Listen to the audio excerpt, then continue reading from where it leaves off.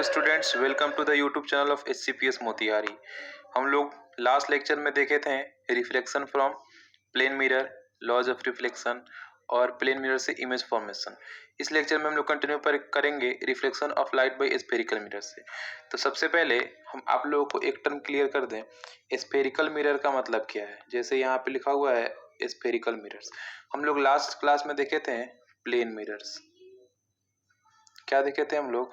Plane mirrors. तो जैसे कि हम लोग प्लेन मिरर फॉर्म कराने के लिए, आप लोग को अगर याद होगा तो एक ग्लास लिए थे, उसके बैक सरफेस को सिल्वर पेंट से पेंट किए थे, तो हम लोग क्या बोले थे? ये प्लेन मिरर है। सिमिलरली हम लोग इसमें, अच्छा एक बात आप देखिए, इसमें हम लोग जो ग्लास लिए थे वो कैसा था? प्लेन ग्लास था, वो एक प्लेन ग्लास था। तो सिमिलरली यहाँ पे हम लोग सेम सेम तरीके से अगर सोचे तो ये स्फेरिकल मिरर है, तो ये जो स्फेरिकल इसमें वर्ड है स्फेरिकल, ये हम लोग को क्या सजेस्ट करता है कि हम लोग इस बार जो सरफेस लेंगे वो किसी स्फेयर का सरफेस लेंगे, किसी स्फेयर का सरफेस। अगर डेफिनेशन वाइज बात करें तो स्फेरिकल मिरर किसको बोलेंगे? तो ये कहता है, एक रेड पेन लेते हैं मार्क करने के लिए, ये कहता है कि मिरर्स, स्फेरिकल मिरर का डेफिनेशन देखिए, मिरर्स। तो मिरर्स कैसे मिरर भाई? Whose reflecting surfaces are curved, ठीक है, जिसके रिफ्लेक्टिंग सरफेस जो है कर्व हो। कैसे कर्व हो?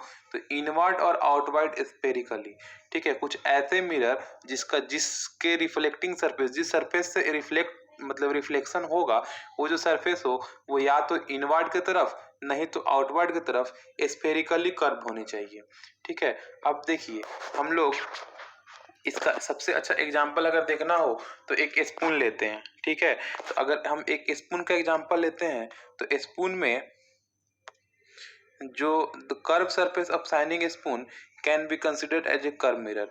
जैसे हम लोग अगर चम्मच को देखें तो चम्मच का हम लोग साइड का डायग्राम बनाए, चम्मच को साइड से ऐसे दिखती है, तो इसका एक सरफेस तो ये हो गया, इसका एक सरफेस ये हो गया और दूसरा सरफेस क्या हो गया? ये हो गया। तो अगर ये चम्मच एक नया है तो ये नया चम्मच से क्या क्वालिटी होता है? शाइन करते रहता है। तो शाइनिंग स्पून में अगर हम लोग देखें तो एक तरफ से जो है, जो इनर साइड है उधर से चेहरा देखते हैं तो हम लोग को उल्टा दिखता है, और जो आउटर साइड से चेहरा देखते हैं तो हम लोग को सीधा दिखता है। लेकिन चेहरा का जो साइज होता है वो थोड़ा डिफरेंट रहता है। तो ये जो है शाइनिंग स्पून जो है, स्पून वो एक एग्जांपल हो सकता है कर्व मिरर का, ठीक है, कर्व मिरर का। यहाँ पे देखिए, यहाँ पे जो टर्म यूज हुआ है वो कर्व मिरर यूज हुआ है, ना कि स्पेरिकल मिरर यूज हुआ है, ठीक है। तो अब हम लोग देखते हैं स्पेरिकल मिरर कैसे बनाएंगे। तो ये कहता है, अच्छा उससे पहले हम लोग एक और चीज देखते हैं। स्पेरिकल मिरर टू टाइप्स के होते हैं। पहला जो होता है वो क्या होता है? कनकेव मिरर, और दूसरा होता है कन्वेक्स मिरर। तो कनकेव मिरर किसको बोलेंगे? अगर स्पेरिकल मिरर जो है वो कर्व्ड इनवर्ड हो तो उसको कॉनकेव बोलेंगे, और अगर कर्व्ड आउटवर्ड हो तो कन्वेक्स बोलेंगे, ठीक है। तो ये सब टर्म समझने के पहले हम लोग कुछ कंस्ट्रक्शन करेंगे और पहले समझेंगे मिरर कैसे बनाते हैं, फिर हम लोग कनकेव और कन्वेक्स मिरर पे आएंगे। जैसे कंस्ट्रक्शन के लिए अगर हम लोग इस प्लेन शीट पे कुछ कंस्ट्रक्शन करते हैं, ठीक है। लेट अस सपोज कि हम लोग जैसे एक ग्लास का स्पेयर, जैसे फॉर एग्जांपल ले लीजिए, अगर क्रिकेट वाले बॉल को हम लोग देखें, क्रिकेट के बॉल का शेप कैसा होता है? ये एक ऐसा, और इस पे ऐसे डॉट डॉट दो लाइन होती है, और फिर एक ऐसे भी डॉट डॉट होती है, ठीक, कुछ ऐसा ही होता है क्रिकेट का बॉल, ठीक है। इस बॉल को अगर हम लोग देखें तो इसका जो शेप होता है वो कैसा होता है? स्पेरिकल। और ये किस चीज का होता है? या तो प्लास्टिक का होगा, या फिर लेदर का होगा, या फिर कपड़े के होंगे, ठीक है। तो सिमिलरली अगर हम लोग एक स्पेयर लें तो स्पेयर किस चीज का लेते हैं हम लोग? यहाँ पे एक ग्लास का स्पेयर लेते हैं। अभी हम लोग बॉल में देखे या तो प्लास्टिक का था या फिर लोहे का, मतलब प्लास्टिक का था या फिर लेदर का था। तो अगर हम लोग एक ग्लास स्पेयर लेते हैं, एक ग्लास स्पेयर लेते हैं, ये क्या है? सर्कल नहीं है, ये स्पेरिकल शेप है, ठीक है। ये 3D फिगर का 2D विजुअलाइजेशन है, सॉरी। एक हम लोग क्या लिए? स्पेयर लिए, और ये स्पेयर कैसा है? ग्लास का है, ग्लास स्पेयर है, ठीक है। और इस स्पेयर को हम लोग क्या किए कि टू पार्ट्स में कट कर दिए। लेटस से यहाँ से इसको हम लोग टू पार्ट में कट कर दिए। जब टू पार्ट में कट कर देंगे तो पहला पार्ट तो इधर हो जाएगा और दूसरा पार्ट कुछ इसका कुछ ऐसे हो जाएगा, ठीक, ठीक, दूसरा पार्ट ऐसे हो जाएगा। और ये तो सामने से दिख रहा है और साइड से इसका कुछ ऐसा दिखेगा और इसका कुछ ऐसा दिखेगा। अगर हम लोग इसको टर्न करके देखेंगे तो ये कुछ ऐसे एक पार्ट रहेगा और ये ऐसे, ठीक है, कटोरा की तरह। और सिमिलरली दूसरा पार्ट भी कुछ ऐसे होगा और ऐसे दिखेगा। अब सिंस जो हम लोग स्पेयर लिए हैं वो ग्लास का स्पेयर है, तो ये पहला पार्ट, अगर इसको पहला पार्ट बोल दें और इसको दूसरा पार्ट बोल दें, तो पहला पार्ट और दूसरा पार्ट दोनों जो है वो इसी स्पेयर का, ये जो हम लोग स्पेयर स्टार्टिंग में लिए थे, ये जो स्पेयर स्टार्टिंग में लिए थे, इसका ये पहला पार्ट और ये दूसरा पार्ट का ही ये डिफरेंट डिफरेंट पोजीशन में डायग्राम है। और ये जो डॉट डॉट लाइन है ये क्या शो कर रहा है, ये यहाँ से कट शो कर रहा है, ठीक है, यहाँ से हम लोग कट कर दिए इसको, ठीक। तो अब कट करने के बाद हम लोग देखें, हम लोग को दो पार्ट मिल गया, एक ये और एक ये वाली, ठीक। अब इस दोनों पार्ट को हम लोग क्या करेंगे, सपोज दैट हम लोग इसमें से किसी भी एक पार्ट को ले लेते हैं, ठीक है।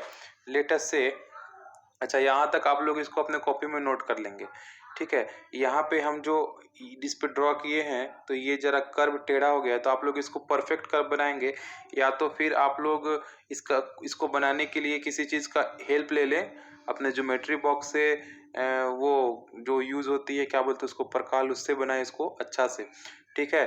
तो यहाँ तक आप लोग इसको विजुअलाइज कर लिए होंगे। अब हम लोग क्या किए कि फिर से देखते हैं, प्लेन मिरर बनाने के लिए एक ग्लास लिए थे।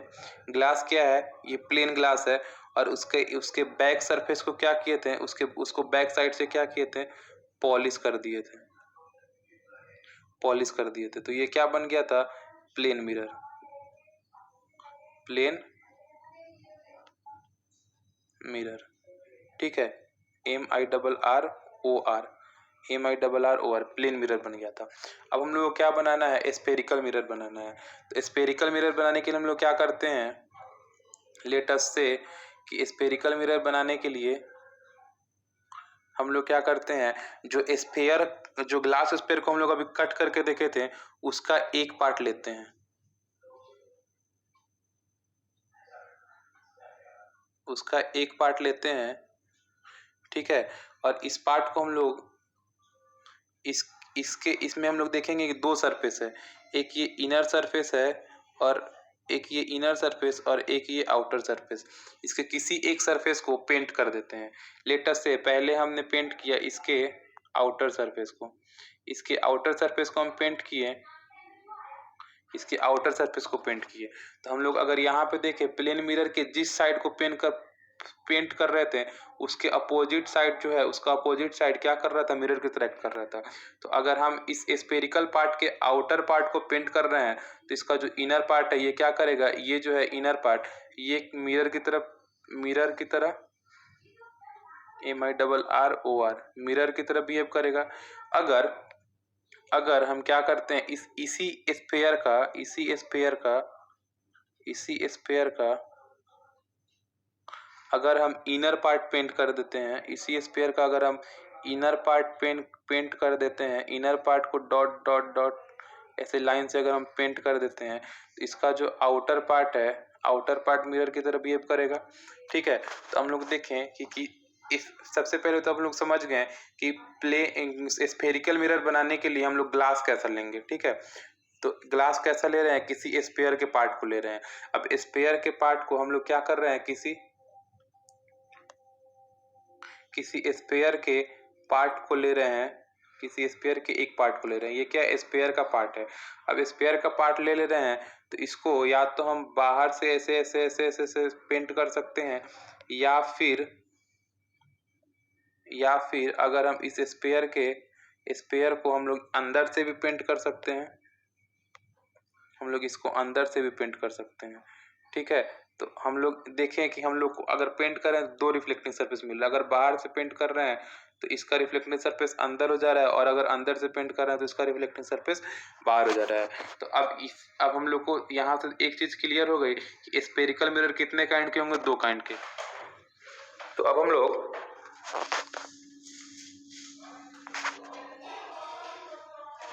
तो अब हम लोग इसमें कुछ टर्म्स देखेंगे जो स्पेरिकल मिरर से रिलेटेड होते हैं। तो हमारा टॉपिक क्या है, few basic terms related to spherical mirrors. तो ये जो है ये 7 टर्म्स होते हैं, 7 टर्म्स हैं, हम लोग को देखने हैं बारी बारी से, 7 टर्म्स हम लोग देखेंगे। तो सबसे पहले हम लोग देखने के पहले थोड़ा रिकैप कर ले स्फेरिकल मिरर के बारे में। हम लोग देखे थे स्फेरिकल मिरर जो है किसी भी ग्लास स्फेयर के कटिंग को हम लोग लेके एक साइड से पेंट कर देते हैं तो वो स्फेरिकल मिरर बनती है। अगर हम पेंट आउटर साइड से करेंगे तो इनर साइड रिफ्लेक्टिंग सरफेस होगा और उसको हम लोग कनकेव मिरर बोलेंगे, और अगर हम लोग पेंट इनर साइड से करेंगे तो आउटर साइड रिफ्लेक्टिंग सरफेस होगा और उसको हम लोग कन्वेक्स मिरर बोलेंगे। तो कॉनकेव मिरर और कन्वेक्स मिरर इन दोनों में ये जो 7 टर्म हम लोग पढ़ने जा रहे हैं ये 7 टर्म होंगी और हम लोग बारी बारी से इन 7 टर्म का मतलब समझेंगे। तो सबसे पहले हम लोग जो समझेंगे उस टर्म का नाम है अपर्चर। उस टर्म का नाम है अपर्चर। तो ये जो अपर्चर है ये क्या कहता है? The width of reflecting surface, the width of reflecting spherical surface. अब लेट अस से कि ये जो कन्वेक्स मिरर है, कन्वेक्स मिरर, इसका जो रिफ्लेक्टिंग सरफेस है इसका विड्थ क्या है? इतना विड्थ, इतना जो पार्ट है, इतना पार्ट इस साइड से हम देखें तो इस ये जो भी बड़ा स्पेयर का जो पार्ट होगा, जिस बड़ा स्पेयर का पार्ट होगा उसका इतना पार्ट जो है यहाँ से यहाँ तक जो हम एरो से डिनोट किए हैं ये डॉटेड लाइन के बीच में, ये पार्ट क्या है? इसी पार्ट में रिफ्लेक्शन होगा। तो इस रिफ्लेक्टिंग स्पेरिकल सरफेस का जो विड्थ होगा ना उसको हम लोग अपर्चर बोलते हैं। ठीक है, अब अपर्चर आप लोग क्लियर हो गई तो नेक्स्ट टर्म क्या आता है? उसको हम लोग बोलते हैं पोल। उसको हम लोग बोलेंगे पोल। तो पोल का डेफिनेशन कुछ ऐसे होगा, the geometrical central point of the reflecting surface, of the reflecting spherical surface. देखिए सिंपली जो है ना अपर्चर का जो ज्योमेट्रिकल सेंटर होगा ना उसको पोल बोलेंगे। सपोज दैट कि ये जो विड्थ है इस स्फेरिकल मिरर का, इस विड्थ का सेंटर इस पॉइंट, इस लाइन पे लाई कर रहे हैं ना, तो ये जो लाइन इस स्फेयर को इस पॉइंट पे कट करेगी उसी पॉइंट को हम लोग क्या बोलेंगे? पोल, पी से डिनोट करेंगे। ठीक है, देखिए यहाँ पे पी फॉर पोल। और सेम चीज ये कनकेव मिरर में भी अगर देखें, कनकेव मिरर में भी देखें तो ये जो पॉइंट है यहाँ पे, इसको, ये जो पॉइंट है ये पोल हुआ। और अगर हम कन्वेक्स मिरर में देखें, कन्वेक्स मिरर का ये एग्जांपल है, तो कन्वेक्स मिरर में ये पॉइंट जो है ये पोल वाला पॉइंट है। तो अब हम लोग दो चीज समझ गए, अपर्चर और पोल क्या होता है, अपर्चर और पोल। उसके बाद जो नेक्स्ट हम लोग समझेंगे वो क्या है? Centre of curvature. वो क्या है? Centre of curvature. तो सेंटर ऑफ कर्वेचर का डेफिनेशन क्या कह रहा है? The reflecting surface of a spherical mirror form a part of sphere. ठीक है, जैसे कि हम लोग पहले पढ़े थे, हम लोग स्फेरिकल मिरर कैसे बनाते हैं? एक किसी भी स्फेयर के पार्ट को हम लोग कट करते हैं और कट करने के बाद इसकी एक सरफेस को हम लोग पेंट कर देते हैं। ठीक है, इसको पेंट करके हम लोग क्या बनाते हैं? Spherical mirror. तो ये कह रहा है कि the reflecting surface of spherical mirror form a part of sphere. वो स्पेयर के एक हिस्से से बनती है और जिस स्पेयर के जिस हिस्से से बनती है उसका एक सेंटर होता है और उसी सेंटर को सेंटर ऑफ कर्वेचर बोलते हैं। या फिर आप ऐसे समझ लीजिए, कर्वेचर जो पार्ट है ये डिनोट कर रहा है इस कर्व को, इस स्फेरिकल कर्व को। ठीक है, तो ये स्फेरिकल कर्व जिस स्पेयर का पार्ट होता है उस स्पेयर के सेंटर को हम लोग सेंटर ऑफ कर्वेचर बोलते हैं। ठीक है, तो सेंटर ऑफ कर्वेचर को हम लोग कैपिटल सी से डिनोट करते हैं। ठीक, अगर हम डायग्राम में देखें, जैसे हम कनकेव मिरर के डायग्राम को अगर जूम करते हैं, ऐसे जूम करेंगे तो ये जो कनकेव मिरर होगा इसको अगर हम लोग डॉटेड लाइन से पूरा फुल स्पेयर बनाए तो कुछ पार्ट बाहर चली जाएंगी और कुछ पार्ट ऐसे स्पेयर को फॉर्म करेंगे, ऐसे स्पेयर। तो ये जो बड़ा स्पेयर हो गया, इस स्पेयर का जो सेंटर होगा ना, ये जो पॉइंट सी, कैपिटल सी जो शो कर रहा है ये स्पेयर का सेंटर होगा। और जो रिफ्लेक्टिंग कर्व है वो इतना पार्ट है इसका विड्थ का जो मतलब इसका रिफ्लेक्टिंग पार्ट का जो विड्थ हो गया उसको हम लोग पोल बोल दिए। ठीक, और पोल बोल दिए और इस पूरे स्पेयर का जो सेंटर हो गया उसको centre of curvature capital C से डिनोट कर दिए। तो हम लोग 2-3 चीज में समझ गए, पोल, अपर्चर और सेंटर ऑफ कर्वेचर। अब जो नेक्स्ट हम लोग देखेंगे वो है प्रिंसिपल एक्सिस। ठीक है, प्रिंसिपल एक्सिस बड़ी सिंपल सा टर्म है, एक ऐसा लाइन जो पोल को और सेंटर ऑफ कर्वेचर को ज्वाइन करे। पोल और सेंटर ऑफ कर्वेचर को जो लाइन ज्वाइन करेगा उसको प्रिंसिपल एक्सिस बोलेंगे। सेम चीज अगर ये कन्वेक्स मिरर है तो कन्वेक्स मिरर को अगर हम पूरा किसी स्पेयर का पार्ट देखें तो उस स्पेयर का जो सेंटर होगा उसी सेंटर को हम लोग सेंटर ऑफ कर्वेचर बोलेंगे। इसके रिफ्लेक्टिंग सरफेस के सेंट्रल पार्ट को मतलब अपर्चर के मिड पॉइंट को हम लोग पोल बोलेंगे और जो लाइन पोल और सेंटर ऑफ कर्वेचर को ज्वाइन कर देगा उसको हम लोग प्रिंसिपल एक्सिस बोल देंगे। ठीक है, तो हम लोग क्या क्या देख लिए, हम लोग देख लिए कि प्रिंसिपल एक्सिस क्या होती है, पोल क्या होता है, प्रिंसिपल एक्सिस क्या होता है, पोल क्या होता है, अपर्चर क्या होता है और सेंटर ऑफ कर्वेचर क्या होता है। अब हम लोग चार चीज देख लिए। अब जो है नेक्स्ट पॉइंट इसमें हम लोग देखेंगे, इन चारों चीज को समझने में कोई दिक्कत नहीं आई होगी। अब नेक्स्ट पॉइंट जो देख रहे हैं वो रेडियस ऑफ कर्वेचर है। तो रेडियस ऑफ कर्वेचर देखने के लिए हम लोग अगर यहाँ पे डायग्राम में देखें, अगर डायग्राम में देखें तो हम लोगों ने क्या क्या पढ़ा अभी तक कि ये जिस बड़े स्फीयर का पार्ट होगा, ये जिस बड़े स्फीयर का पार्ट होगा उसके सेंटर को हम लोग सेंटर ऑफ कर्वेचर बोलेंगे, और जो रिफ्लेक्टिंग सरफेस होगा उसके उसके पूरे विड्थ के मिड पॉइंट को हम लोग पोल बोलेंगे। जो लाइन इस दोनों को ज्वाइन कर देगा उसको हम लोग प्रिंसिपल एक्सिस बोलेंगे। अब जैसे ही ये स्फीयर का पार्ट बना और इसका सेंटर हुआ तो इस स्फीयर का जो रेडियस होगा, रेडियस, उसको हम लोग रेडियस ऑफ कर्वेचर बोलेंगे। तो रेडियस ऑफ कर्वेचर का जो डेफिनेशन होता है, रेडियस ऑफ कर्वेचर का जो डेफिनेशन होता है वो क्या होता है, पोल और सेंटर ऑफ कर्वेचर के बीच के डिस्टेंस को, the distance between pole and centre of curvature is known as radius of curvature, और इसको हम लोग कैपिटल आर से डिनोट करते हैं। यहाँ पे देखेंगे आप लोग रेडियस ऑफ कर्वेचर को कैपिटल आर से डिनोट किया है। ठीक है, अब हम लोग को दो टर्म और पढ़नी है जिसका नाम है फोकस और फोकल लेंथ। ठीक है, फोकस पॉइंट और फोकल लेंथ। फोकस पॉइंट और फोकल लेंथ ये दोनों जो है, देखिए फोकस पॉइंट एक पॉइंट होता है प्रिंसिपल एक्सिस पे, फोकस पॉइंट जो होता है वो प्रिंसिपल एक्सिस पे एक पॉइंट होता है, और पोल से उसका उस फोकस पॉइंट का जो डिस्टेंस होता है उसको फोकल लेंथ बोलते हैं। ठीक है, तो आइए हम लोग समझते हैं कि हम लोग अब देखेंगे कि फोकस कैसे डिफाइन होता है। लेट अस से कि अगर ये एक कनकेव मिरर है, ये एक कनकेव मिरर हो गया, ये एक कनकेव मिरर हो गया और ये प्रिंसिपल एक्सिस हो गया। तो अगर हम कुछ रेज जो है इस प्रिंसिपल एक्सिस के पैरेलल इस कनकेव मिरर पे इंसिडेंट कराइए, सारी रेज पैरेलल होंगी। थोड़ा टेढ़ा हो जा रहा है ड्राइंग करने में, आप लोग स्केल खेल के इसको बनाएंगे। तो जब हम लोग इसको प्रिंसिपल एक्सिस के पैरेलल कुछ रेज इस कनकेव मिरर के सरफेस पे भेजेंगे, इंसिडेंट कराएंगे, तो रिफ्लेक्शन के बाद आफ्टर रिफ्लेक्शन जो रिफ्लेक्टेड रे होंगी, जो रिफ्लेक्टेड रे होंगी वो एक पॉइंट से पास करेंगी, सारी रे किसी एक ही पॉइंट को मीट करते हुए जाएंगी। ठीक है, तो ये जो कॉमन पॉइंट हमको दिख रहा है, ये जो पॉइंट है जिसपे से सारी रे जो है पास कर रही हैं, इसी पॉइंट को फोकस बोलते हैं। ठीक है, इसी पॉइंट को फोकस बोलते हैं। अब अगर हम कन्वेक्स मिरर की बात करें तो लेट अस से कि यहाँ पे हम लोग एक कन्वेक्स मिरर बनाते हैं, यहाँ पे हम लोग एक कन्वेक्स मिरर ड्रॉ करते हैं। कन्वेक्स मिरर है तो इसका इनर साइड को हम लोग क्या करेंगे, पेंट कर देंगे, और रिफ्लेक्टिंग सरफेस आउटर साइड होगा, और ये जो है ये इसका क्या हो जाएगा, पोल हो जाएगा। तो इसका सॉरी ये जो है ये लाइन इसका प्रिंसिपल एक्सिस हो जाएगा। अब इसमें भी हम लोग क्या करेंगे, प्रिंसिपल एक्सिस के पैरेलल कुछ रेज को सेंड करते हैं, incident ray parallel to principal axis. ये सारे जो है प्रिंसिपल एक्सिस के पैरेलल इंसिडेंट रे हैं। तो जब ये रे इससे मिलने के बाद रिफ्लेक्ट होंगी तो रिफ्लेक्टेड रे जो है वो कुछ इस तरीके से जाती हैं। सपोज दैट कुछ रे इधर चली गई, पहला रे इधर रिफ्लेक्ट हो गया, ये जो दूसरा रे है वो कुछ ऐसे रिफ्लेक्ट हो गया, ये तीसरा रे कुछ ऐसे हो गया, चौथा रे कुछ ऐसे हो गया।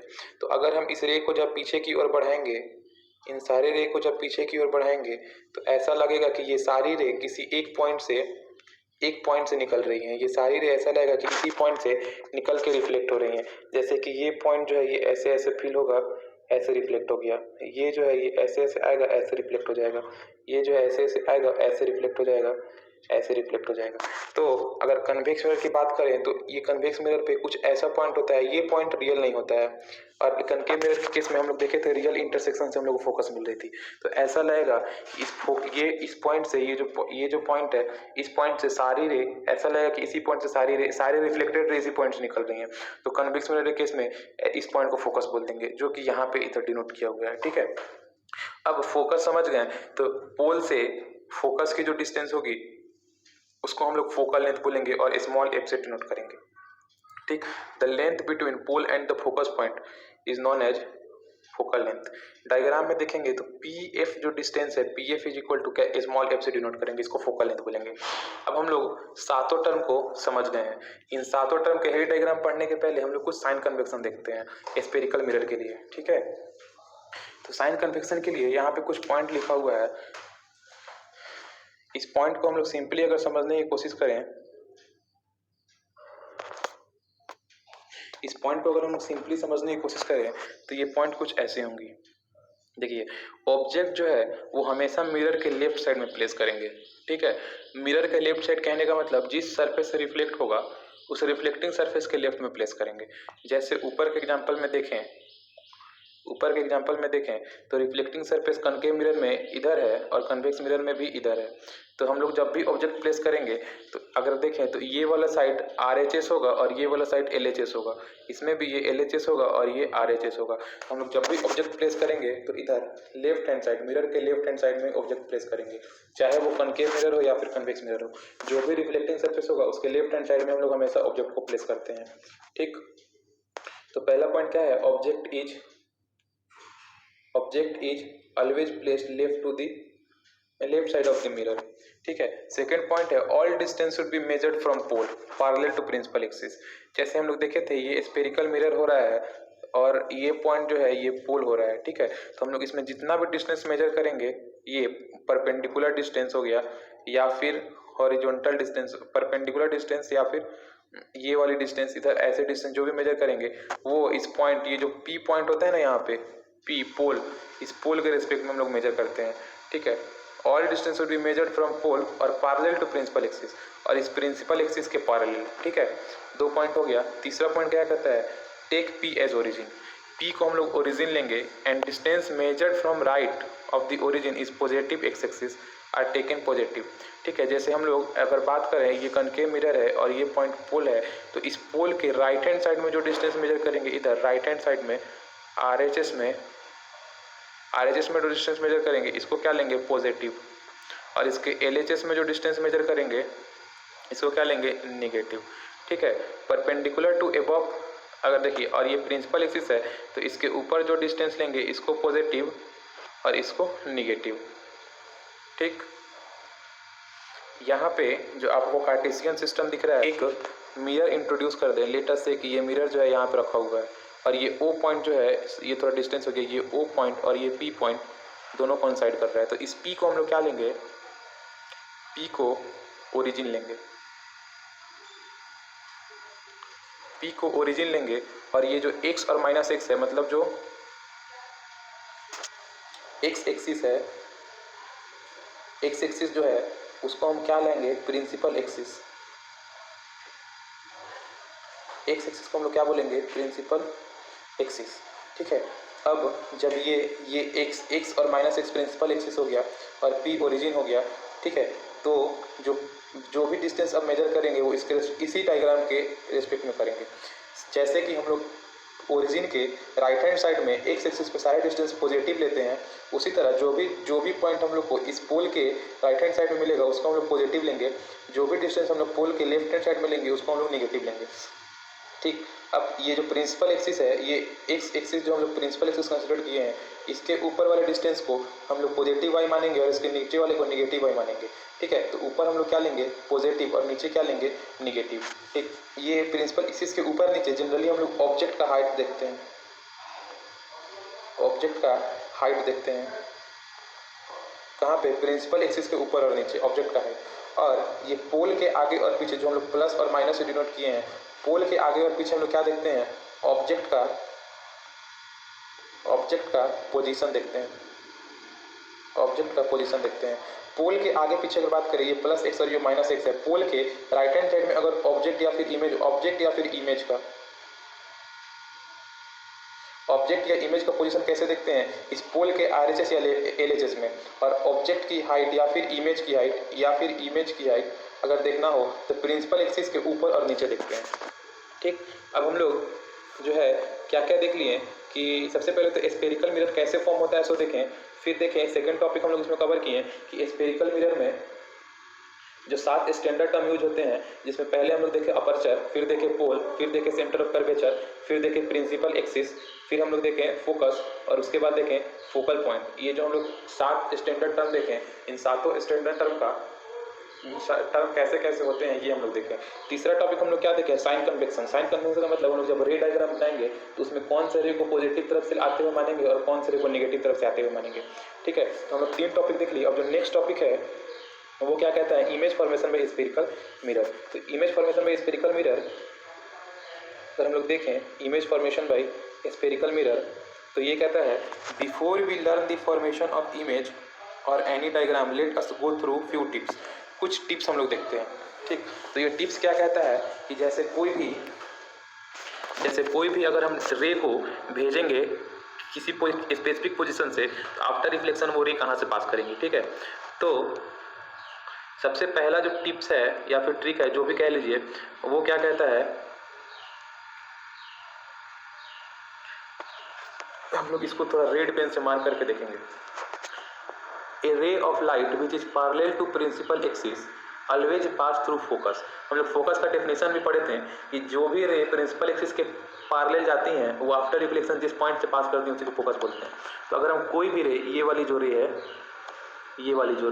ये दोनों इस दोनों रे को हम लोग 2 तरीके से देखेंगे। पहला जो फिगर है, पहला फिगर, इसमें इंसिडेंट रे हैं वो प्रिंसिपल एक्सिस के पैरेलल है। ठीक, तो प्रिंसिपल एक्सिस के पैरेलल है, तो जैसे वो स्फेरिकल मिरर पे इंसिडेंट हो रही हैं, तो इंसिडेंट होने के बाद नहीं, इंसिडेंट होते ही वो रिफ्लेक्ट होंगी। तो और जब वो रिफ्लेक्ट होंगी तो वो कहाँ से रिफ्लेक्ट होंगी, फोकस से। ये फोकस के थ्रू पास करेंगे। ठीक, तो जो भी रे प्रिंसिपल एक्सिस के पैरेलल स्फेरिकल सरफेस पे जाती हैं वो फोकस से पास करती हैं। और सेकंड केस क्या है कि अगर किसी रे को हम लोग फोकस से भेजें, फोकस से सेंड करें किसी रे को, तो वो आफ्टर रिफ्लेक्शन प्रिंसिपल एक्सिस के पैरेलल निकल जाती हैं। इसी को यहाँ पे वाइस वर्सा लिखा है। तो पहला स्टेटमेंट जो है अगर उसका उल्टा में दूसरा स्टेटमेंट हो तो हम लोग जस्ट उसको वाइस वर्सा नोट करते हैं। सेम केस, अगर हम प्रिंसिपल एक्सिस के पैरेलल कोई रे भेजे कन्वेक्स मिरर में, तो वो रे आफ्टर रिफ्लेक्शन ऐसा रिप्रेजेंट होगा कि फोकस से पास हो रही हैं। ये देखिए, ये रियल में नहीं है, ये डॉट डॉट लाइन से अगर हम मीट कराएंगे तो ऐसा लगेगा फोकस से पास हो रही हैं। तो पहला चीज हम लोग समझ गए कि a ray of light which is parallel to principal axis always pass through focus और वाइस वर्सा। ठीक है, अगर प्रिंसिपल एक्सिस के पैरेलल जाएंगी तो फोकस से पास करेंगी या फिर फोकस से पास होते हुए दिखेंगी। नहीं तो अगर हम लोग किसी रे को फोकस के थ्रू भेजें या फिर ऐसा सीम कराएं कि फोकस के पाथ पे ही आ रही हैं, तो वो आफ्टर रिफ्लेक्शन प्रिंसिपल एक्सिस के पैरेलल चली जाती हैं। ठीक है, जैसे सेकेंड केस में अगर हम लोग देखें यहाँ पे इस फिगर में, तो यहाँ पे क्या है कि ये जो इंसिडेंट रे है, ये इंसिडेंट रे जो है वो ऐसा लग रहा है कि अगर इस स्फेरिकल मिरर को कन्वेक्स सरफेस को हटा दें तो वो कहाँ से पास करेंगी। यहाँ पे थोड़ा पॉइंट डिफरेंट दिखा दिया है, ये जो डॉट है ये यहाँ पे नहीं, ये यहाँ पे होगा। ठीक है, ये कहाँ से पास करेंगी, फोकस से पास करेंगी। ठीक, और आफ्टर रिफ्लेक्शन ये क्या कर दिया है, इस वाली लाइन को और इसको प्रिंसिपल एक्सिस को एक दूसरे के पैरेलल शो करा दिया है। तो पहला क्या है कि अगर कोई जो है रे प्रिंसिपल एक्सिस के पैरेलल जाती हैं तो रिफ्लेक्शन के बाद फोकस से पास करेंगी। ठीक, फोकस से पास करेंगी। अगर कोई रे प्रिंसिपल एक्सिस पी एक्सिस के पैरेलल होती है, डबल लाइन से क्या डिनोट करते हैं, पैरेलल होती हैं, तो वो आफ्टर रिफ्लेक्शन फोकस से पास करेंगी। ठीक, तो पहला हम लोग समझ गए। अब जो दूसरा टिप्स है वो ये है, और ये सेकेंड वाला जो है ये बहुत ही इंपॉर्टेंट है। सेकेंड वाला बहुत ही इंपॉर्टेंट है। ये क्या कहता है, a ray of light which passes through centre of curvature. Centre of curvature क्या है, उस बड़े वाले स्फीयर का सेंटर जिसका जो है रिफ्लेक्टिंग सरफेस पार्ट होता है। ठीक है, तो सेंटर ऑफ कर्वेचर से अगर कोई रे पास करता है तो वो जो है वो इस स्फीयर पे मतलब इस स्फीयर के पार्ट पे नॉर्मल की तरह बिहेव करता है, मतलब परपेंडिकुलरली जाके हिट करता है। और हम लोग प्लेन मिरर में पढ़े थे, जब भी कोई रे किसी भी प्लेन मिरर को परपेंडिकुलर हिट करता है तो वो अपने पाथ को रिट्रेस कर जाता है, जिस रास्ते से आता है उसी रास्ते से चला जाता है। तो वो जो भी अगर कोई रे सेंटर ऑफ कर्वेचर से पास करे या फिर सेंटर ऑफ कर्वेचर से पास करती हुई मालूम हो तो वो रे आफ्टर रिफ्लेक्शन सेम पाथ को रिट्रेस करेंगी। जैसे इसमें देखें, जो इंसिडेंट रे और रिफ्लेक्टेड रे है वो सेम ही पाथ को रिट्रेस किए हैं। अगर हम कन्वेक्स मिरर केस में देखें तो ये जो फिगर है ये हल्का सा गड़बड़ है इसमें, क्योंकि कन्वेक्स मिरर में जो रे है वो इस कन्वेक्स सरफेस के आगे नहीं जाती हैं। इधर का जो लाइन होगा ये डॉटेड लाइन होगा, ये वाली लाइन डॉटेड होगी। आप लोग नोटबुक में इसको डॉटेड लाइन से रिप्रेजेंट करेंगे। तो इसको हम लोग जिस पाथ पे भेजे हैं वो कैसा लग रहा है कि ये सेंटर ऑफ कर्वेचर वाली पाथ है। ठीक है, तो आफ्टर रिफ्लेक्शन ये रे भी सेम पाथ को रिट्रेस करेंगे। ठीक, ये जो रिजल्ट है ये आगे एक रिलेशन प्रूफ करने में मदद करेंगे जिसका है F = R/2, जो रिलेशन फोकल लेंथ और रेडियस ऑफ कर्वेचर में, ठीक है, उसमें ये वाली रे काफी यूजफुल होती है। थर्ड टिप्स जो इसमें है वो क्या कहता है, a ray of light falling on pole. अगर कोई भी रे ऑफ लाइट पोल पे जाके गिरती है, जैसे कोई भी रे ऑफ लाइट अगर इंसिडेंट हो इस पोल पे, यहाँ पे पोल पे, तो वो जब रिफ्लेक्ट होंगी तो वो ऐसे रिफ्लेक्ट होंगी जैसे ये प्रिंसिपल एक्सिस जो है वो नॉर्मल की तरफ बिहेव करेगा, ठीक है।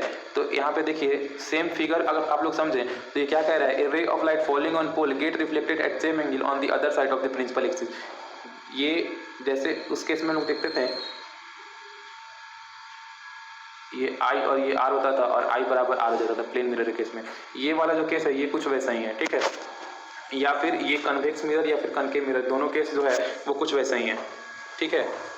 तो ये कहता है अगर कोई भी रे जिस एंगल पे पोल से अगर मीट करती हैं तो वो आफ्टर रिफ्लेक्शन उतना ही एंगल पे रिफ्लेक्ट भी होंगी, ठीक।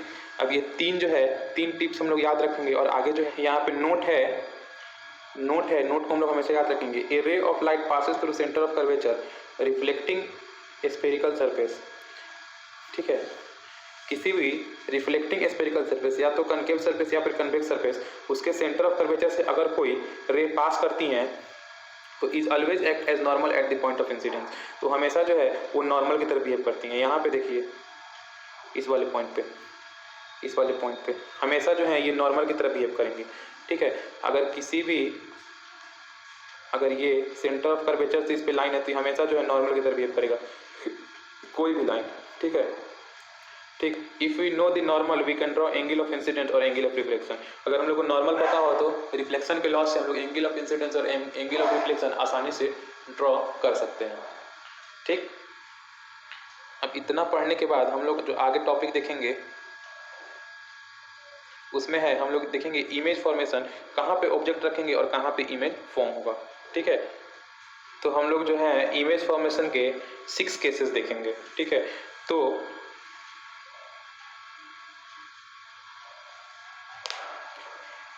हम लोगों ने प्लेन मिरर में भी देखा था, ये अगर पहला केस मान लेते हैं, हम लोग प्लेन मिरर में देखे थे। अगर हम लोग को किसी ऑब्जेक्ट से एटलीस्ट 2 रेज हम लोग को मिल जाए तो हम लोग आसानी से जो है वो इमेज फॉर्म करा सकते हैं, ठीक है। तो डिफरेंट पोजीशन के लिए हम लोग पहले कनकेव मिरर में इमेज फॉर्मेशन देखेंगे। तो ये जो पहला है इसमें क्या कह रहा है, ऑब्जेक्ट को अगर इन्फिनिटी पे रखते हैं, इन्फिनिटी का मतलब क्या होता है, वेरी फार, ठीक है। इन्फिनिटी कहने का मतलब होता है वेरी फार। अगर ऑब्जेक्ट जो है वो बहुत दूर हो तो उसमें इमेज कैसे बनेगा और रे डायग्राम कैसे करेंगे। तो जो भी ऑब्जेक्ट बहुत दूर होता है उससे अगर हम जब रे लाते हैं ना तो हमेशा पैरेलल रेज लाते हैं, ठीक है। तो ये सारे जो पैरेलल रेज हम लोग को दिख रही हैं, ये सारे पैरेलल रेज ये कनकेव सरफेस पे जैसे ही जाएंगी तो ऑल पैरेलल रेज या फिर all rays parallel to principal axis after reflection passes through a point known as focus. ये फोकस का डेफिनेशन था ना, तो ये सारे रेज आफ्टर रिफ्लेक्शन फोकस से पास करेंगी और जिस पॉइंट पे रिफ्लेक्टेड रे इंटरसेक्ट करते हैं एक दूसरे को या फिर इंटरसेक्ट करते हुए मालूम पड़ती हैं एक दूसरे को, उसी पॉइंट को हम लोग बोलते हैं पॉइंट ऑफ इमेज फॉर्मेशन, ठीक है। तो यहाँ से हम लोग एक चीज क्लियर समझ गए कि अगर ऑब्जेक्ट की पोजीशन अगर हम लोग इन्फिनिटी पे रखें तो इमेज की पोजीशन कहाँ बनेगी, फोकस पे बनेगी, ठीक है। इमेज की पोजीशन फोकस से बनेगी। अब जो है इमेज का नेचर कैसा होगा और इमेज का साइज क्या होगा, ठीक। तो फोकस पे सारी अब हम लोग क्या पढ़े थे, all the rays meet at a point, ठीक है। सारी रे जब एक ही पॉइंट पे मीट कर रही है तो ऑब्जेक्ट का साइज भी क्या होगा, पॉइंट साइज में क्या बोलते हैं, हाईली डिमिनिश्ड, ठीक है, हाईली डिमिनिश्ड। अब नेचर क्या होगा, क्योंकि रियल इंटरसेक्शन ऑफ रेज है तो रियल होगा और कनकेव मिरर से जो इमेज बनता है उसका नेचर होता है इन्वर्टेड, हमेशा उल्टा बनता है, ठीक है। जैसे चम्मच का आगे वाला जो पार्ट होता है ना वो कुछ कनकेव मिरर की तरह बिहेव करता है, उसमें आप लोग जब भी अपना फेस देखेंगे शाइनिंग स्पून में तो आपका फेस जो है वो उल्टा दिखेगा, ठीक है। तो पहला केस हम लोग देख लिए ऑब्जेक्ट एट इन्फिनिटी, तो वहां से हम लोग रे कैसा लाएंगे, पैरेलल रेज कहाँ से मिट करेंगे रिफ्लेक्शन के बाद, फोकस से, और फोकस पे एक ही पॉइंट पे सारे आएंगे तो ऑब्जेक्ट इमेज का जो साइज होगा, इमेज का साइज वो हाईली डिमिनिश्ड होगा और इमेज का नेचर रियल होगा और इन्वर्टेड होगा और इमेज का पोजीशन फोकस पे होगा, ठीक है। सेकंड जो है वो इन्फिनिटी से कहीं दूर लेकिन सेंटर ऑफ कर्वेचर, इन्फिनिटी से नज़दीक और सेंटर ऑफ कर्वेचर से दूर, मतलब इसको हम लोग ऐसे बोल सकते हैं बियॉन्ड सेंटर ऑफ कर्वेचर के पहले, ठीक है। ऑब्जेक्ट का पोजीशन कहाँ है, बियॉन्ड सेंटर ऑफ कर्वेचर, यहाँ पे सेंटर ऑफ कर्वेचर है, ऑब्जेक्ट उसके पहले है। ऑब्जेक्ट ए बी से हम लोग डिनोट किए हैं, ठीक। ऑब्जेक्ट को हम लोग ए बी से डिनोट किए हैं और यहाँ पे हम लोग क्या करते हैं, दो रेज क्या बोले थे हम लोग, कहीं से भी अगर टू रे को पास कराएं और उसका इंटरसेक्शन देखें तो हम लोग को इमेज मिल जाएगा। तो पहला रे हम लोग क्या किए हैं, पहला रे ये वाली जो रे है इसको हम लोग प्रिंसिपल एक्सिस के पैरेलल भेजें। तो ये जैसे इंसिडेंट हुई तो आफ्टर रिफ्लेक्शन कहाँ से पास करेगी, फोकस से, जो हम लोग को दिख रहा है फोकस से पास करते हुए। पहला रे तो ये हो गया और दूसरा रे जो है उसको हम लोग पोल पे इंसिडेंट कराएं, ठीक है। तो यहाँ पे देख रहे हैं ए से पी पॉइंट पे जो रे आ रही है इसको हम लोग दूसरा रे बोल रहे हैं, दूसरा रे पोल पे इंसिडेंट हुआ तो ये आफ्टर रिफ्लेक्शन जितना एंगल से इंसिडेंट हुआ उतना एंगल से रिफ्लेक्ट हो जाएगी। तो ये जो रे है ये आफ्टर रिफ्लेक्शन यहाँ से रिफ्लेक्ट हुई। अब इस पॉइंट पे दोनों रिफ्लेक्टेड रे थी वो मीट कर रही हैं, तो इमेज जो है वो कहीं इसी पॉइंट पे बनेगा। किस पॉइंट का इमेज, ए पॉइंट का इमेज। अब हम लोग क्या करते हैं, जिस पॉइंट पे इमेज बनता है एक भी पॉइंट का उससे परपेंडिकुलर अगर प्रिंसिपल एक्सिस पे ड्रॉ कर दें तो वो पूरे ऑब्जेक्ट का इमेज बता देता है, पूरे ऑब्जेक्ट का, ठीक। तो अब हम लोग नेचर देखें, अब सबसे पहले पोजीशन देखें। तो अगर पोजीशन देखें तो ऑब्जेक्ट का पोजीशन कहाँ है, बियॉन्ड सी, और इमेज का पोजीशन क्या है, between focus and centre of curvature, ठीक है। और साइज क्या है, तो ऑब्जेक्ट के साइड से इमेज का साइज स्मॉल है, हम लोग को दिख रहा है फिगर से भी। और नेचर क्या है, रियल एंड इन्वर्टेड, ठीक। नेचर क्या हो गया, रियल एंड इन्वर्टेड, ठीक है। आप लोग को एक बार फिर से इसको रिवाइज करेंगे पॉज कर करके तो आप लोग को अच्छा समझ में आएगा कि फर्स्ट रे कहाँ से पास किया, आफ्टर रिफ्लेक्शन कहाँ से गुजरा, सेकेंड रे कैसे हुआ, मिड कहाँ किया, इमेज कैसे बना, नेचर कैसे डिसाइड किए। तीसरा जो है वो क्या कहता है कि ऑब्जेक्ट को सेंटर ऑफ कर्वेचर पर रख देते हैं।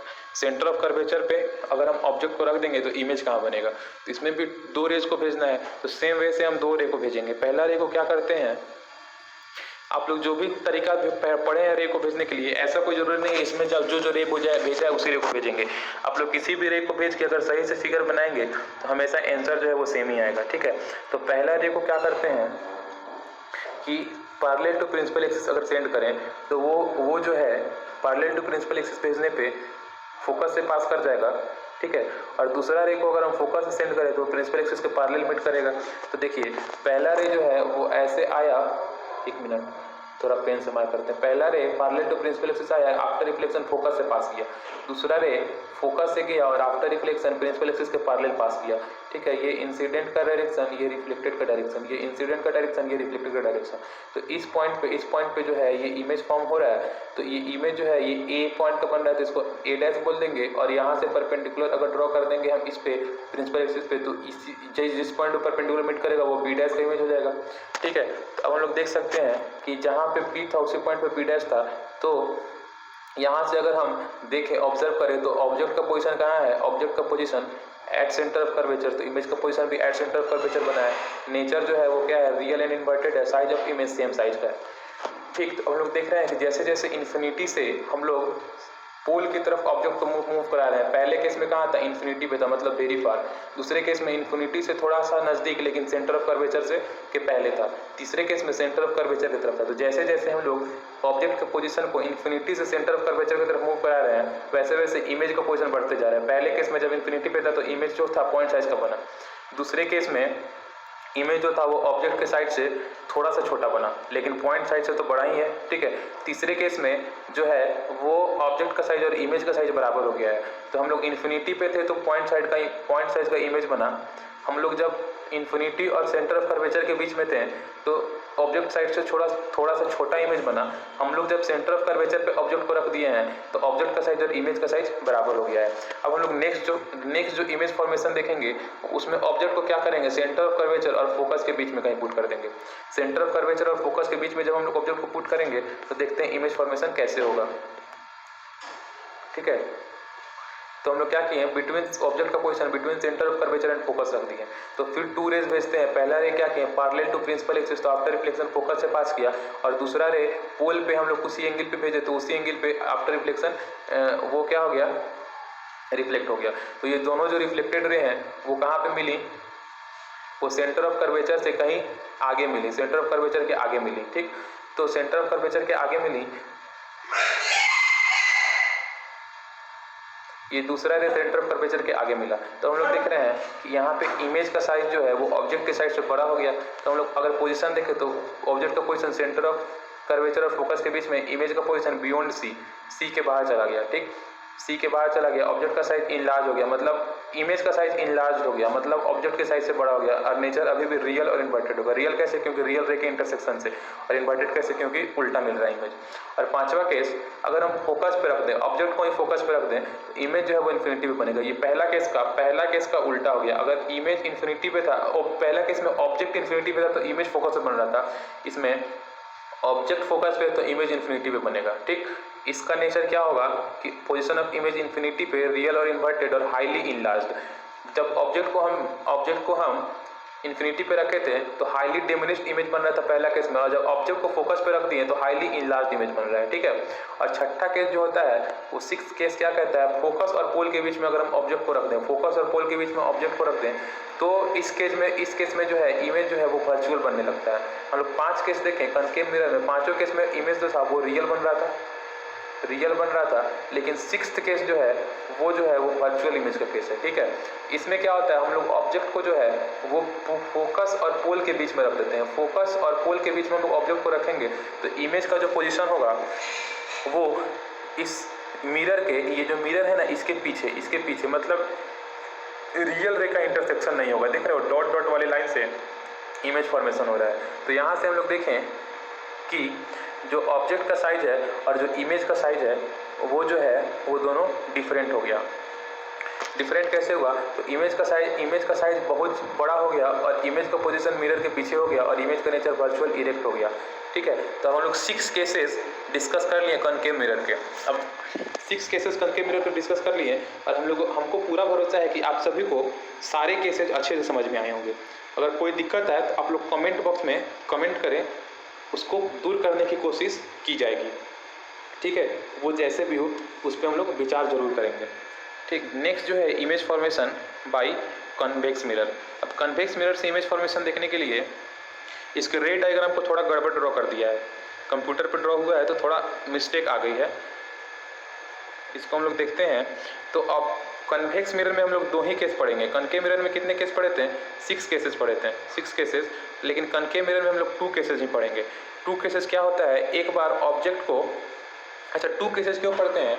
क्योंकि इसमें जो भी पॉइंट होते हैं ना, हमारे फोकस हो गए, सेंटर ऑफ कर्वेचर हो गए, वो सब मिरर के पीछे होते हैं, इधर राइट हैंड साइड में। और हम लोग तो रूल पढ़े थे कि ऑब्जेक्ट को हमेशा कहाँ रखेंगे, लेफ्ट हैंड साइड में रखेंगे। ऑब्जेक्ट को हमेशा लेफ्ट हैंड साइड में रखेंगे, LHS में, और इसमें सारे पॉइंट कहाँ होते हैं, RHS में। ठीक है, तो इसमें हम लोग दो ही जगह ऑब्जेक्ट को रखते हैं। एक तो पहला तो ये एट इन्फिनिटी पे, और दूसरा पोल और इन्फिनिटी के बीच में कहीं भी। ये जो साइन है ना मतलब 8 की तरह जो दिख रहा है आप लोगों को, 8 की तरह, इसको हम लोग इन्फिनिटी बोलते हैं। ठीक है, इन्फिनिटी और पोल के बीच में कहीं ऑब्जेक्ट को रखो या फिर इन्फिनिटी पे रखो, बस इसमें 2 ही केस हम लोग को डिस्कस करना है। तो पहला केस जो है वो ऑब्जेक्ट को कहाँ रखें, एट इन्फिनिटी पे। तो जब इन्फिनिटी पे रखते हैं तो हम लोग कनकेव मिरर के केस में भी देखते हैं, जब ऑब्जेक्ट जो है इन्फिनिटी पे हो तो रे जो है हमेशा हम लोग पैरेलल रे यूज करते हैं। तो यहाँ पे जो है पैरेलल रेज है। तो parallel rays after reflection seems to reflect from focus या फिर रिफ्लेक्ट फ्रॉम फोकस। तो कन्वेक्स मिरर के केस में seems to reflect from focus, ये वाली जो लाइन है ये डॉट डॉट वाली लाइन है, ये डॉट डॉट वाली लाइन है। मिरर के पीछे जो लाइन है वो डॉट डॉट वाली लाइन है। तो फोकस से रिफ्लेक्ट होते हुए देखेंगे तो इसमें इमेज का पोजीशन क्या होगा, इमेज का position at focus, size of image highly diminished, और नेचर जो है वर्चुअल एंड इरेक्ट। ठीक है, नेचर जो है वो वर्चुअल और इरेक्ट। ठीक है, इरेक्ट, ERECT। इरेक्ट का मतलब क्या होता है, सीधा इमेज। एज ऑब्जेक्ट, जैसा ऑब्जेक्ट रहेगा उसी पोजीशन में इमेज बनेगा। ठीक है, मतलब उल्टा नहीं बनेगा। जैसे उसमें इन्वर्टेड हो जा रहा था ना, ऊपर का नीचे दिख रहा था, उस तरह इसमें नहीं दिखेगा। ठीक है, तो अगर हम लोग फिर से देख लें, इन्फिनिटी पे ऑब्जेक्ट रखे तो इमेज कहाँ बना, फोकस पे। फोकस से बना तो कैसा बना, डिमिनिश्ड बना।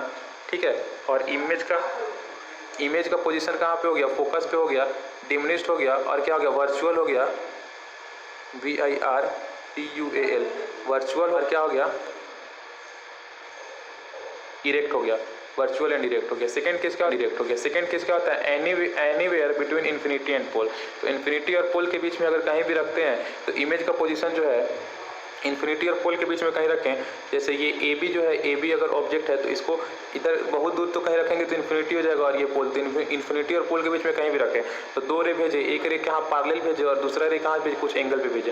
तो जो रे कुछ एंगल पे गई है वो उसी एंगल पे रिफ्लेक्ट हो गई, और जो पैरेलल भेजे वो कहाँ से फोकस से रिफ्लेक्ट होते हुए पता चली। इसको जब डॉट डॉट से पीछे बढ़ाएंगे तो जिस पॉइंट पे इंटरसेक्ट होते हुए मालूम चलेगी वो पॉइंट कहाँ पे है, फोकस और पोल के बीच में है, फोकस और पोल के बीच में है। और सिंस जो ये जो इमेज बना वो रियल इंटरसेक्शन से नहीं बना, तो इस इमेज का नेचर क्या हो गया, वर्चुअल हो गया।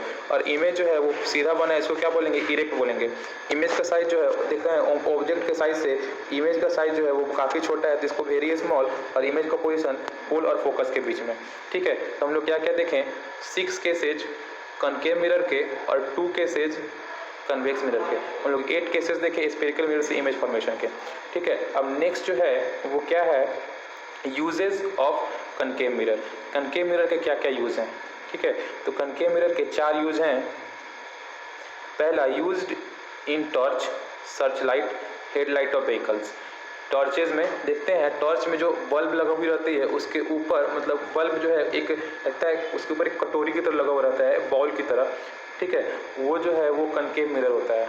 ठीक, तो टॉर्चेज में, सर्च लाइट में या फिर व्हीकल के हेडलाइट में जो भी वो कटोरा टाइप का जो स्ट्रक्चर बना हुआ रहता है उसको हम लोग क्या बोलते हैं, वो कनकेव मिरर होता है। Use to see large image of face as shaving mirror. जो सेविंग मिरर होता है ना, सेविंग मिरर, उसमें हम लोग कनकेव मिरर को यूज़ करते हैं। काहे के लिए, तो अपने चेहरे को बड़ा बड़ा देखने के लिए। ठीक है, used by dentist to see large image of teeth. Dentist जो है इसका यूज करता है ताकि पेशेंट के दांतों का बड़ा बड़ा फोटो देख सके।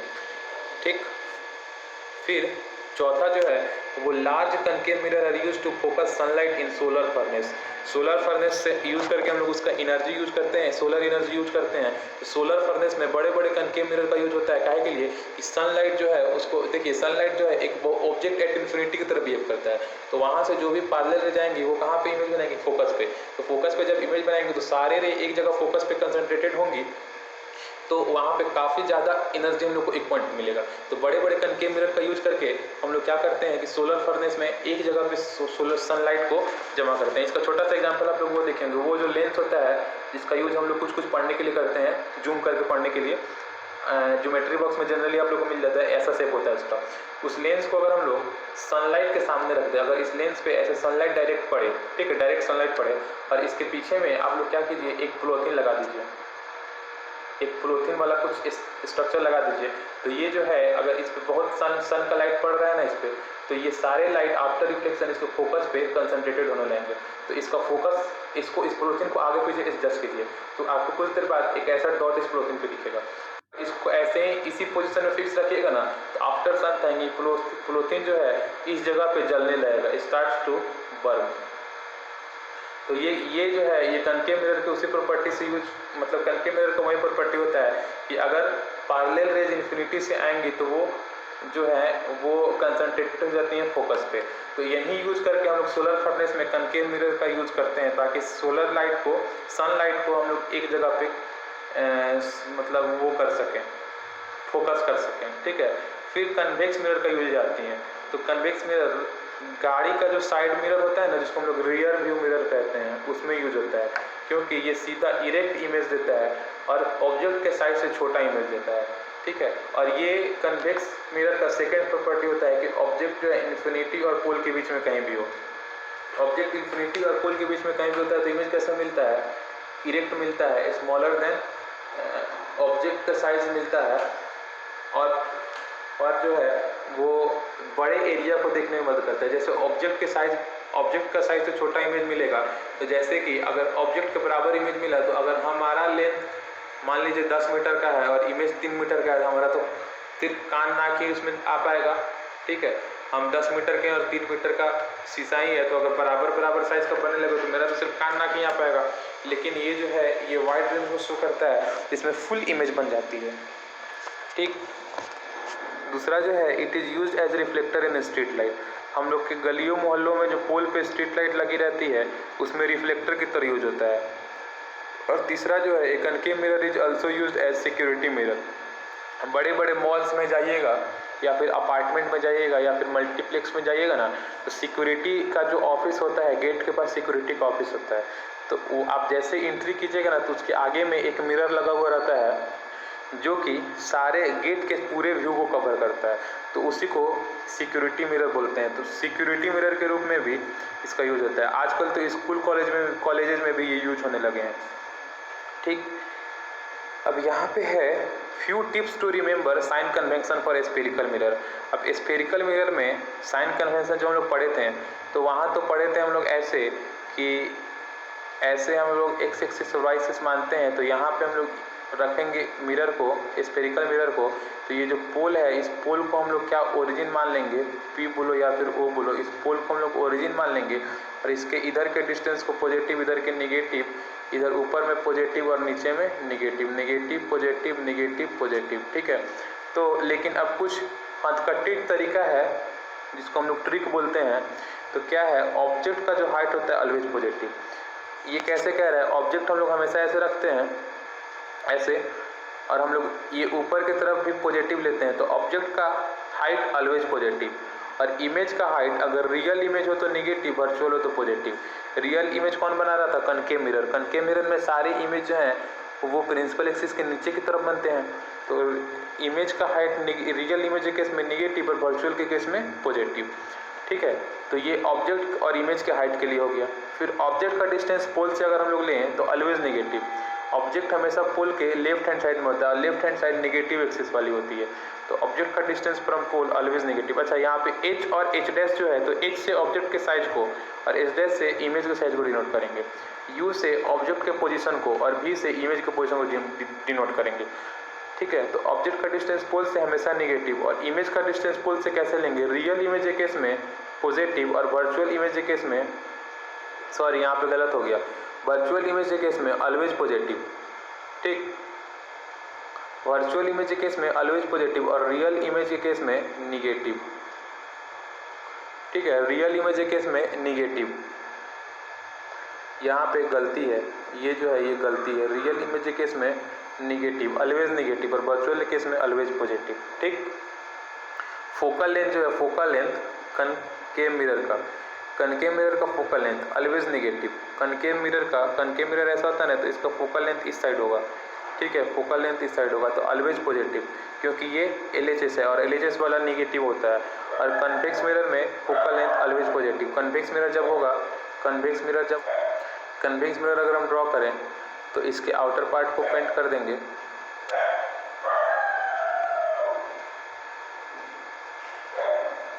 कन्वेक्स मिरर अगर ड्रॉ करें तो इसके इनर पार्ट को पेंट करेंगे, इसका फोकस इस साइड होगा, इधर कहीं पे, और रिफ्लेक्टिंग सरफेस इधर है, तो ये जो है ये फोकस और रिफ्लेक्टिंग सरफेस एक दूसरे के अपोजिट साइड में है, और ये वाली जो साइड है ये क्या होती है, ऑलवेज पॉजिटिव। तो focal length of convex mirror जो होगा वो ऑलवेज पॉजिटिव होगा। नेक्स्ट मिरर फार्मूला, तो mirror the three quantities object distance, जिसको हम लोग यू से डिनोट करते हैं, ये यू से डिनोट करते हैं, वी नहीं यू होगा। Object distance u, image distance v and focal length f. Object distance u, image distance v और फोकल लेंथ एफ, इस तीनों के बीच में कुछ रिलेशन होता है, तीनों जो है वो रिलेटेड होते हैं और उनको जिस फार्मूला से एक्सप्रेस करते हैं ना, उस फार्मूला को मिरर फार्मूला बोलते हैं। तो मिरर फार्मूला ये है, इसका भी प्रूफ है, हम लोग आगे देखेंगे, पहले हम लोग थ्योरी पढ़ लें। तो मिरर फार्मूला क्या कहता है, 1/v is equal to 1/u, 1/f is equal to 1/v plus 1/u। ठीक है, सिंपल सा फार्मूला है, इसको हम लोग याद रखेंगे, इससे हम लोग को न्यूमेरिकल भी सॉल्व करना है। ठीक है, तो 1/f is equal to 1/u plus 1/f, 1/f is equal to, मतलब फोकल लेंथ का जो इन्वर्स होगा 1/f, वो किसके बराबर होगा, 1/u प्लस 1/v के बराबर होगा, जहाँ पे f जो है वो फोकस एंड पोल के बीच का दूरी है, v जो है वो distance of image from pole है, और u जो है distance of object from pole है। और एक रिलेशन ये भी होता है, f is equal to r/2। ठीक है, जहाँ पे r जो है वो distance of centre of curvature and pole के बीच का डिस्टेंस है। ठीक, distance between centre of curvature and pole, इसको किससे डिनोट करेंगे, r से डिनोट करेंगे। ठीक है, तो इसको हम लोग क्या बोलेंगे, मिरर फार्मूला। नेक्स्ट जो है वो है मैग्निफिकेशन फार्मूला। Magnification formula. तो मैग्नीफिकेशन फार्मूला जो है वो expressed as the ratio of height of image to the height of object. Magnification formula को हम लोग m से डिनोट करते हैं और ये जो है height of image upon height of object का रेशियो होता है। और हम लोग देखे थे हाइट ऑफ इमेज को h डैश से डिनोट करते थे और हाइट ऑफ ऑब्जेक्ट को h से डिनोट करते थे। तो height of image upon height of object जो होगा तो वो क्या होगा, उसी को मैग्नीफिकेशन फार्मूला बोलेंगे। ठीक है, ये मैग्नीफिकेशन फार्मूला जो है वो ऑब्जेक्ट डिस्टेंस और इमेज डिस्टेंस u और v से भी रिलेटेड होता है। कैसे, तो magnification formula is equal to minus of object distance minus of image distance divide by object distance होता है। m is equal to minus v by u। अब इक्वेशन 1 और इक्वेशन 2 को अगर हम कंबाइन करेंगे, इक्वेशन 1 और 2 को कंबाइन कर देंगे तो क्या मिलेगा, magnification formula is equal to h dash upon h, मतलब height of image divided by height of object, और ये किसके बराबर होगा, distance of image divided by distance of object के साथ एक निगेटिव साइन के बराबर। ठीक है, अब कुछ नोट करके यहाँ पे लिखा हुआ है कि if m is greater than 1 तो इमेज कैसा बनेगा, मैग्नीफाइड। मैग्नीफिकेशन फार्मूला अगर h डैश बाई h चाहे कह लो माइनस v बाई u, ये जो है ये 1 से बड़ा हो। ठीक, मतलब 1 से बड़ा कहने का मतलब क्या, इसमें इमेज का साइज ऑब्जेक्ट के साइज से बड़ा हो या फिर इमेज का डिस्टेंस ऑब्जेक्ट के डिस्टेंस से बड़ा हो, लेकिन दोनों मिरर के अपोजिट साइड में हो। अगर इमेज इधर बने तो अगर ऑब्जेक्ट इधर हो तो इमेज इधर बने तो इमेज जो होगा वो मैग्नीफाइड बनेगा, ऑब्जेक्ट के साइड से बड़ा बनेगा। अगर ये रेशियो 1 से छोटा हो जाए तो छोटा बनेगा ऑब्जेक्ट के साइड से, अगर ये 1 के बराबर हो जाए तो सेम साइज ऑफ ऑब्जेक्ट बनेगा। ये जो केस है वो केस है कनकेव मिरर में जब ऑब्जेक्ट को सेंटर ऑफ कर्वेचर पर रखते थे। ठीक है, और 2 केस और है कि अगर मैग्नीफिकेशन फार्मूला पॉजिटिव होने का मतलब मॉड ऑफ m जो है वो ग्रेटर देन 0 हो तो इमेज जो है वो वर्चुअल और इरेक्ट बनेगा, और मॉड ऑफ m जो है वो निगेटिव हो तो इमेज जो हो रियल और इन्वर्टेड बनेगा। इसको हम लोग समझेंगे। अगर आप लोग को अभी कोई दिक्कत आ रही है तो आप लोग इसको बस याद करके रखें। इसको हम लोग जब न्यूमेरिकल डिस्कस करेंगे तो उसमें हम लोग इसको अच्छे से समझेंगे। तो यहाँ पे आज का हम लोग लेक्चर खत्म करेंगे।